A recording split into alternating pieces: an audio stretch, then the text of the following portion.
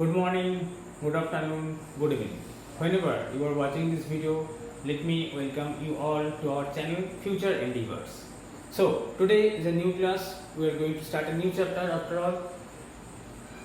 Today actually we are going to start machines. Okay, so this is an important chapter of class 10 ICSE syllabus.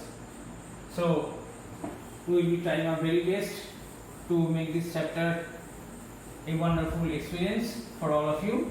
Okay, so let's start. I hopefully think you are all enjoying your studies and you are all good in health. So without wasting much time, let us quickly start the chapter machines. Okay, so when we ask you the question that what is machine, can you say what is machine actually? I think you can understand what is machine. Okay, so whenever we are talking about machines, the first thing that comes to our mind is, I think all of you have watched the film 3 Idiots, isn't it?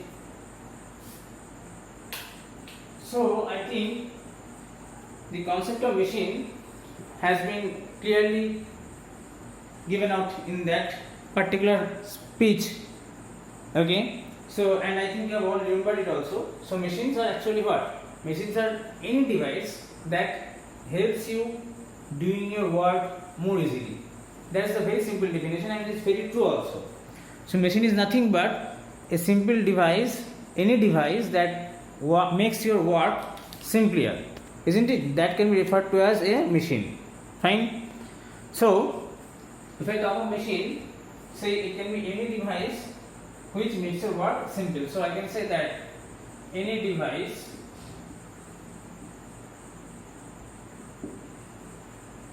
that makes your work simple.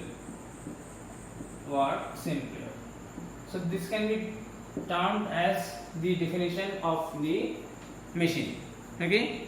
Now, speaking more accurately, we can say that if we talk of machines, basically machines deal with 4 main functions. So what are the main functions of a machine, or when we can regard any device as a machine? There are 4 criteria.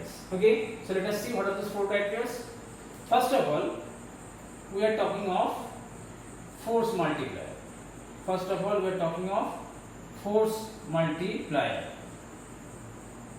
So what is this force multiplier, or when can we regard a machine as a force multiplier? So see, you have often seen that when the tire of a car gets punctured, have you seen ever that the tire of a car has got punctured and it needs to be repaired?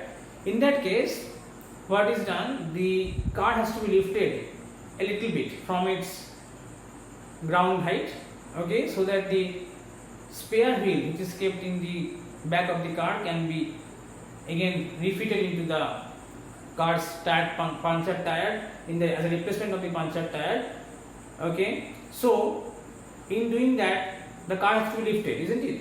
So can you imagine that you can single-handedly, or say 2 of you or 3 of you can single-handedly, or 2 or 3 of you together can lift a car? It's quite difficult task and quite also seems to be impossible for a single person.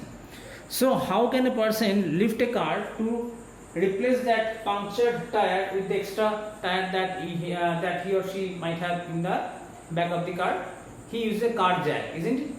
So when we apply directly the force to lift a car through our, say, hands, it seems quite impossible to lift the car, isn't it? But when we apply that same amount of force, or maybe lesser than that, through a car jack, that is a wheel jack. Okay, you might have seen the picture, or if you have not seen, you please type in the Google the car jack, and you can easily get the images, or you can also search in the video section to see some videos about the working of a car jack. So using a car jack, you can very easily apply very less amount of force and still lift the car very easily. So what this device is doing, this card jack, what this device is doing, it is actually multiplying the force that we are giving.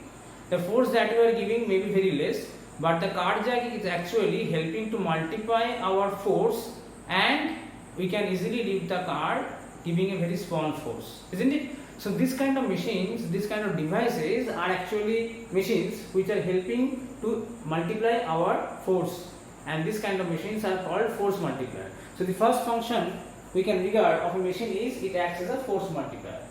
Okay. Second function it can work as a speed multiplier. So second function it can work as a speed multiplier. So what is speed multiplier? So let's give another example. Say when you want to tear a page, or say tear a large piece of cloth, cut a large piece of cloth, okay, into two halves. If you apply the force with your hand and try to tear out the piece of cloth with your hand, it may be possible to tear out the cloth with your hand, but actually what happens, if you try to tear the cloth with your hand, it takes quite a long time. Okay. So instead, just think of the fact that if we use a scissor with a long handle, long blade, not a long handle, but rather a long blade, and imagine that you just move your hand little bit on the handle, okay, and the blade actually cuts a rather larger or longer piece of the cloth at a time. So it actually helps, the scissor actually helps to multiply the speed, isn't it? It helps to cut the piece of cloth very quickly. That is, it is helping you to do the work more faster. So this kind of devices which is helping you to do the work faster can be regarded as speed multiplier. So this is the second function of a machine. Third function of a machine is that it can see if a machine does not any of these two works. It is neither a force multiplier nor a speed multiplier. Then why should we use a machine? The point is that sometimes there are very small spaces in some hardware devices, like say a computer. The cabinet, have you ever seen the inside the cabinet box of a computer? If you have seen, you know that there are many small corners or very fine places where we cannot put our hand and open the screw or do anything other work. So for say opening the screw, which is located at a very tiny corner of a any device, okay. So what we do, we cannot reach with our hand at that place. So we use a long screwdriver, isn't it? So using that long screwdriver, what we do, we can apply the force easily at our convenient point. With the help of the screwdriver, what we are doing, we are applying the force to a very easy point, so that you can easily apply the force and just open the screw, isn't it? So this kind of device like the screwdriver, it is actually helping us to apply the force at a convenient point. So the third point that we will be writing is application of force at a convenient point. So in short, I am writing at convenient point. Okay. So this will help you to just remember the points. Convenient point. So this is the third function of machine. Okay. So this can also actually help you in doing any work, isn't it? Okay. The fourth function, as I have not written till now. Okay. Let us first give the example. If I consider pulling up a bucket of water from a well, I think you have seen, many of you have also done the work. It's quite difficult to pull the bucket up from the well like this if we apply the force in the upward direction. Okay. So what happens, we use a pulley, isn't it? That is a wheel like structure kept on top of the well, and what happens, with the help of the pulley, you can actually turn the rope around and apply the force in a downward direction. In this case, when you are applying the force in the downward direction, you are actually applying the same amount of force as you were applying when you are pulling the bucket up. You are not applying any less force or more force. But what happens, now you can use your own body weight to pull the rope downward, isn't it? So in this way, the pulley is actually helping you to change the direction of the application of a force. So we are using the machine so that we can apply the force in a convenient direction. So this is the fourth point or fourth function that I can consider a machine to do. Okay, so any device which may be performing any of these four functions can be regarded as a machine. So if I now just think of the definition of a machine, if you see in your book the definition of a machine, I think you can easily write on your own the machine definition of a machine.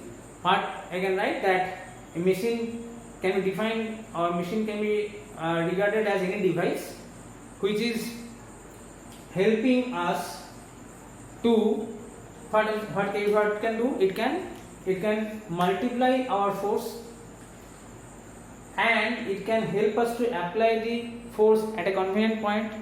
It can also help us to apply the force in a convenient direction, or it can also help us to multiply the speed of our work. So these are the conditions on which you can regard a device as a machine. So we can actually write the definition in like this way also.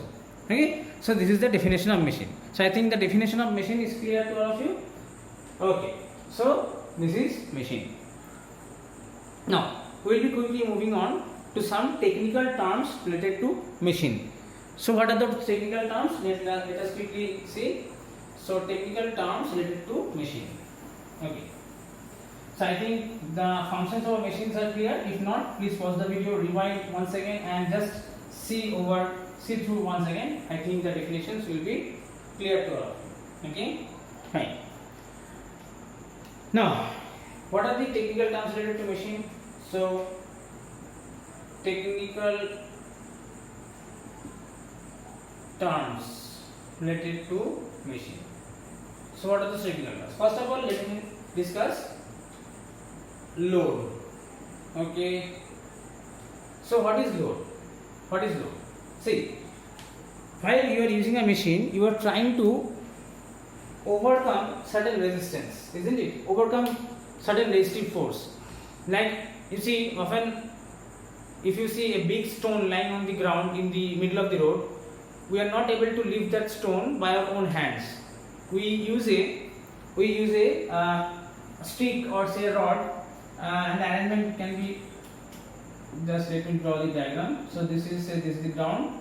On this ground there is a big stone like this. Okay, big stone. Okay, like this. This is very heavy, so you cannot lift it by our own hands. So what we do? We put a small stone, say here. Okay, at the just in front of the big stone, and we use a stick or a metric rod. Just keep it in like this way. Okay, and think of the fact that if we apply the force here, then easily the rod can move up the rock like this, isn't it? It takes support at this point and moves the rock, isn't it? So this rock, in this case, this rock is actually the resistive force that you are dealing with, isn't it? So the load can be defined as the resistive force that we are trying to overcome. So load is nothing but the resistive force that a machine can overcome is called the load. The resistive force that a machine can overcome is called the load. So as it is a force, that is, it must be having the SI unit, should be having the SI unit of force. So SI unit of force is obviously, load is obviously Newton. Okay, so I think the concept is clear. Second point is effort. What is effort? Now see, what is effort? See, actually you can say that in order to remove this stone, you have to apply some kind of force on this rod, isn't it? This rod actually acts as a machine, isn't it? This rod actually acts as a machine. So in order to remove this stone, you have to apply some force on the rod, isn't it? The force that you are applying on the machine to overcome the resistive load or resistive force, I can say, rather, is termed as effort. So it is also one kind of force. It is the amount of force that you are applying on the rod to overcome the load. Okay, so in other words, you can say effort is the force that you are applying on the machine to overcome the load. Fine. Now, so unit of effort is also Newton. Third term that comes out to be its mechanical advantage. Mechanical advantage. So what is this term mechanical advantage? It is nothing but a simple ratio what it is in short is denoted by the letter MA. Okay, so what is the definition of mechanical advantage? It is the ratio of the load to be overcome to the effort that we are applying on the machine. Okay, so ratio of the load to effort is called the mechanical advantage of a machine. Ratio of the load to effort is called the mechanical advantage of a machine. Okay, so load to effort is the mechanical advantage ratio. So as it is a ratio of two similar quantities, load and effort both are force, so mechanical advantage do not have any unit, isn't it? Okay, now from the value of the mechanical advantage you can have three values of mechanical advantage. Okay, this mechanical advantage can have three values. One is it can be greater than 1.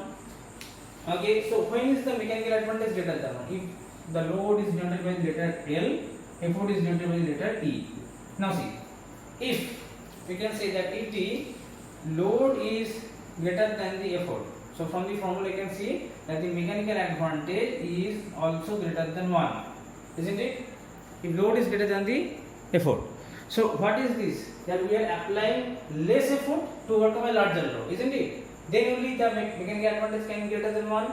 So this kind of machine where the mechanical advantage is greater than 1 is acting as a force multiplier, isn't it? So seeing the value of the mechanical advantage of a machine, we can actually term it as a force multiplier if the value of the mechanical advantage is greater than 1, isn't it? Now on the contrary, if the load applied is less than the effort, that is we have to apply more effort to overcome load, then why are we actually using that machine after all? There must be some advantage. Yes, there is an advantage. In this case the mechanical advantage is less than 1, isn't it? Then even if the mechanical advantage is less than 1, in some cases we use this kind of machine, and actually these kind of machines can help to get a gain in speed. So if the mechanical advantage is less than 1, then these machines are called the speed multiplier.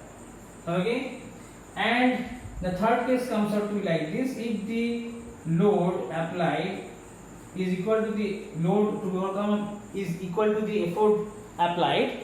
Okay, in that case what will be the value of the mechanical advantage? If load and effort are both equal to 1, the mechanical advantage is equal to 1, isn't it? MA is equal to 1. So in this case, what is the functionality of the machine? The machine is neither a force multiplier nor a speed multiplier. Rather, it either helps us to apply the effort in a convenient point, or helps us to apply the effort in a convenient direction. It may be performing any of these two functions. So this is the actual values of the mechanical advantage. Okay. So depending on the value of the mechanical advantage, we can easily categorize the machines as force multiplier, speed multiplier, or not any one of those. Rather, it will help us to apply the effort in a convenient direction or at a convenient point. So this is mechanical advantage. Okay. So I think these terms are clear to all of you, and the definition of machine is also clear. Today we will be ending our class here. In the next class we will be continuing from this portion. So I think you will be watching the videos regularly so that you can actually understand the concepts in a better way. Okay, so till then, till the next class, please do take care, study well, goodbye.